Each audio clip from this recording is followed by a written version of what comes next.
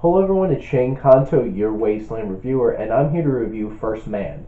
And this film is garnering a lot of attention, and a lot of people are really pushing this to being one of those top films that's going to be up for Best Picture, Best Director for Damien Chazelle, Best Actor for Ryan Gosling, Claire Foy up for awards.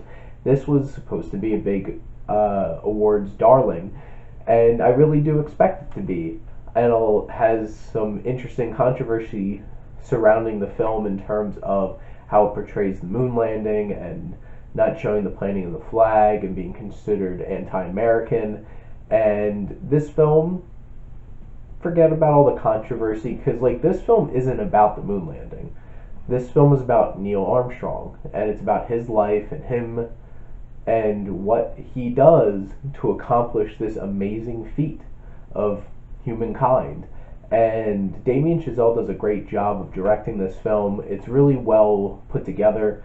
The story peels it back as you go along in terms of really capturing all these different aspects and these dangers of what this journey would entail. In terms of pacing, this really does feel like 2 hours and 15 minutes.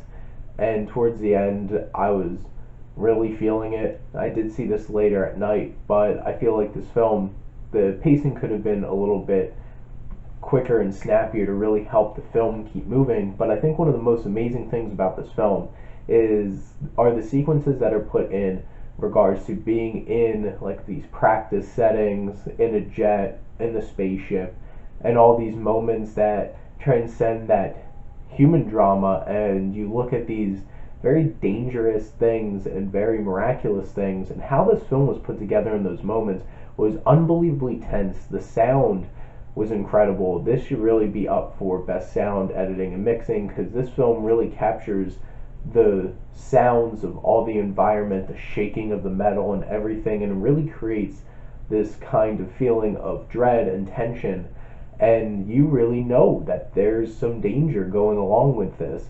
And there's some very emotional moments where you really feel the awe of what Neil Armstrong does and sacrifices. And there's some very powerful moments among him and his wife, and the sacrifices that he has to make for this mission above his family.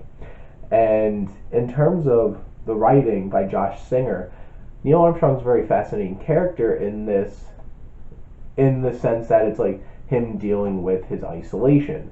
But overall, in terms of the characters in this film, I didn't find anybody particularly interesting or really engaging. And it's like, for bare bones, it's like he's a father, he's an astronaut, and his wife is getting on him about these sacrifices he's making. But beyond that, it's like,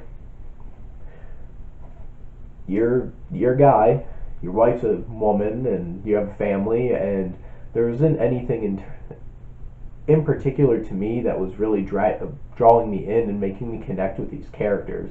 The experience in terms of this journey that he goes on was enthralling and really engaging, but when it comes to this human drama, I really didn't feel connected enough with these characters and feel them fleshed out enough for me to really care a whole lot.